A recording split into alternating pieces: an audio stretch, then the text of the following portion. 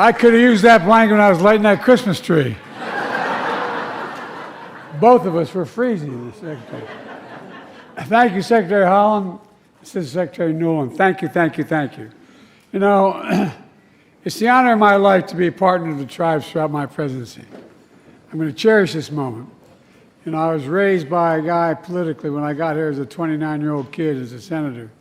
I was raised by a guy named Danny Inouye. And I once used the phrase, tribe said, no, Joe, nations, nations.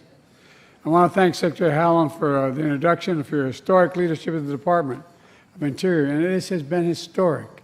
It's been historic.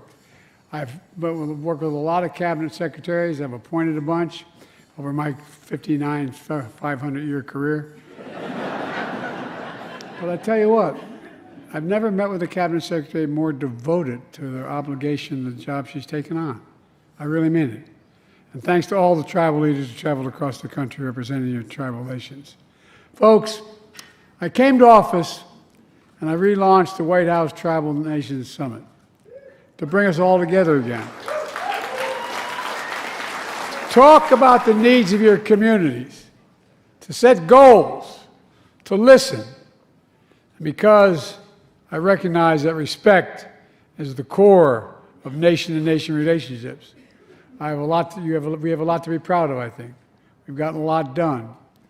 From day one, my administration, we've worked to include indigenous voices in everything we do.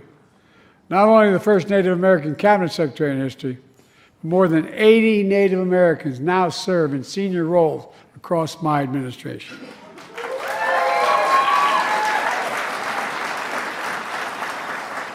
I mean this sincerely. With their help, we've shaped our approach to Indian country with respect and matched our words with action. I'm proud to have reestablished the White House Council on Native American Affairs and taken historic steps to improve tribal consultation. For example, you shared with me that too many federal programs treat tribes like they're subsidiaries of the government, like cities or counties, rather than tribal nations. Nations, not subsidiaries. That's who you are, you're nations. So, at last year's summit, I signed a groundbreaking executive order to recognize that you should be treated as tribal nations with respect to your decision-making power. That executive order requires federal agencies to streamline grant applications, to co-manage federal programs, to eliminate heavy-handed reporting requirements. Trying to do that across the board, by the way. We're also investing in a historic $45 billion directly into Indian country. More is needed, but it's more than ever happened before. This includes helping tribal communities get through the pandemic with vaccines and arms and checks in pockets. We're helping tribes build new roads, bridges, deliver affordable, high-speed internet, and clean water across tribal communities. As a nation, we're making the biggest investment ever in fighting climate change, anywhere in the history of the world, which helps tribal communities to lead in transition to clean energy and ease the impact of droughts and wildfires and rising sea levels that threaten native lives and precious homelands. I secured the first ever advanced funding for the Indian Health Service.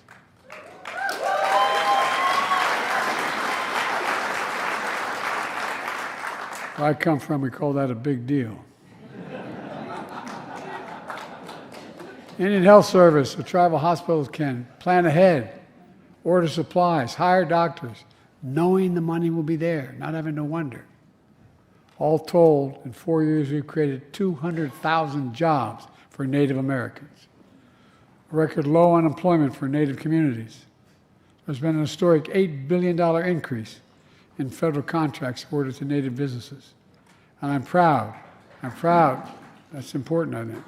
I'm proud to have helped cut child poverty in tribal communities by more than 1/3 and more to do.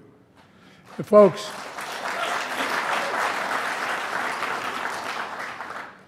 at the same time, we're also doing what we should have done a long time ago, preserving ancestral tribal homelands. It really is important. It really is important. One example is restoring salmon fishing, which historically have been very important to Native communities. You know, I think it's very important that we memorialize Native culture and history by restoring and designating multiple national monuments that honor tribal nations and protect their homelands. From Bears Ears to Spirit Mountain, which comprise nearly 2 million acres combined, will be preserved in perpetuity forever, ever, ever.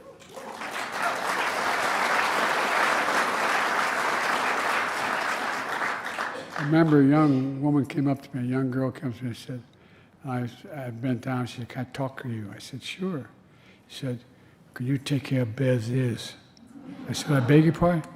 Can you take care of Bears Ears?" I thought she wanted me to capture a bear, you know. And when we signed the bill, I gave her the pen. Look, it's sacred, it's magnificent. And this year, my administration designated the first Native Marine Sanctuary proposed by indigenous communities, which is off the coast of California, which occupies 4,500 square miles. That's off limits. You know, these efforts are totally consistent with my commitment when I came to office to preserve 30% of all America's lands and waters permanently by the year 2030. And we're well on our way because of the help you've given me. And we're doing all this with respect for the stewardship practices that tribes developed over the centuries, known as indigenous knowledge. I believe tribes should have a say in how these sacred lands are managed. To this day, they should have a say. And last year alone, we doubled the number of co-stewardship agreements, totaling 400 with tribal nations. All of this is a stark cry from the failed policies of the past. In October, I saw many of you in Arizona. It's a day I'll never forget.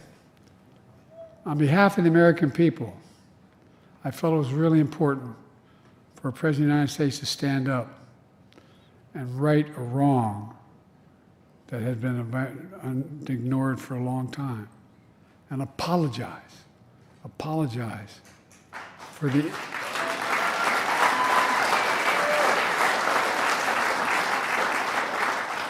We're not about erasing history, we're about recognizing history, the good, bad, and the ugly.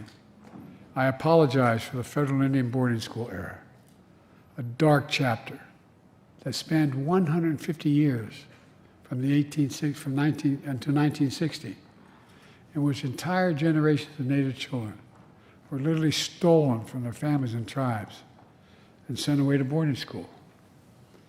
The official policy in the federal government designed to sever ties between children and their tribal families, their language, and their culture. Today, we act to continue that healing process. I'm proud to announce we're establishing the historic Carlisle Indian Industrial School in Pennsylvania as a new national monument. I want everyone to know.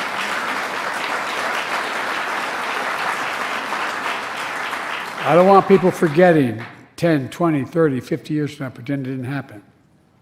The Carlisle Indian School was the first off-reservation federal Indian boarding school for Native children that were taken to, the first one. About 7,800 children from more than 140 tribes were sent to Carlisle, stolen from their families, their tribes, and their homelands. It was wrong. In making the Carlisle Indian School a national monument, we make clear that what great nations do. We don't erase history, we acknowledge it, we learn from it, and we remember so we never repeat it again.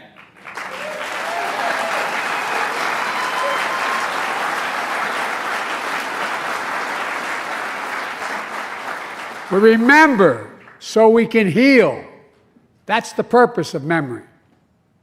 Now, part of the tragedy of Indian boarding schools is that they deliberately tried to erase the culture of tribes by ensuring that children lost their language and their traditions. That's why the next chapter of healing requires revitalizing native languages. My wife, Jill, to her, this is something our First Lady cares deeply about. She's an educator. In her first trip with Secretary Holland, she visited the language immersion program of the Cherokee Nation in Oklahoma. Jill saw Native children light up light up, as they said at words their ancestors once spoke. Over 3/4 of the remaining native languages are in danger of being lost forever. That's why today my administration is moving ahead on a 10-year plan to revive native languages in a serious effort.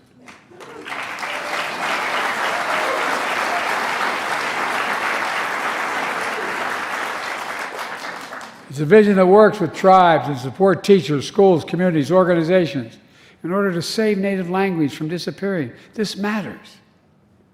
It's part of our heritage. It's part of who we are as a nation. It's how we got to be who we are. We also heard loud and clear that public safety is a top concern of Native communities.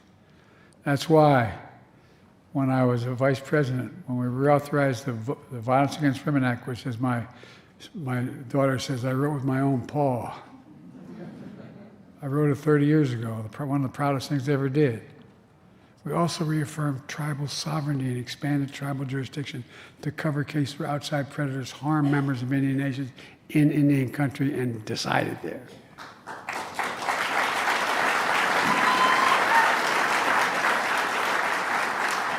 I also signed an executive order to improve public safety and criminal justice to address the crisis of missing or murdered Indigenous people.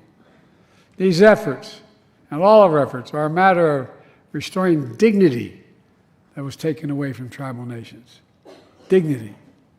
My dad used to say, Joey, and I mean sincerely, everyone is entitled to be treated with dignity.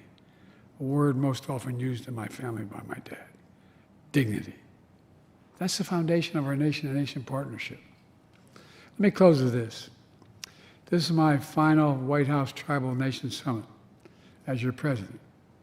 It's been an overwhelming honor, I mean sincerely, an honor of a lifetime to usher in a new era of tribal sovereignty and self-determination.